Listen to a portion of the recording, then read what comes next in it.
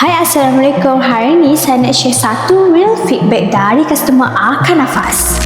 Dia kata, Alhamdulillah, saya makan tak berasa penat sangat badan ni. Kalau tak, nak sembahyang pun rasa penat macam orang berlari je. Tapi, lepas makan Akan Nafas ni, Alhamdulillah, badan dia tak rasa semput. Dan nak buat kerja pun dah tak rasa penat macam dulu. Ramai je sebenarnya yang alami benda sama. Bukan sebab kerja berat sangat pun, tapi sebab badan cepat penat. Nak solat pun rasa cepat penat, nak bergerak sikit pun cepat letih. Kalau dibiarkan, badan makin lemah dan cepat lesu.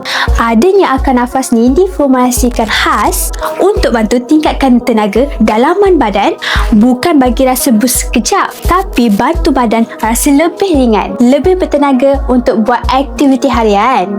Ada tak yang alami benda yang sama? Atau selalu rasa cepat penat, rasa badan tak sedap nak buat kerja? Apa kata korang ikhtiar dengan Akan Nafas sekarang? Sementara tengah ada stok ni, cepat-cepat grab dan ikhtiar dari sekarang tau.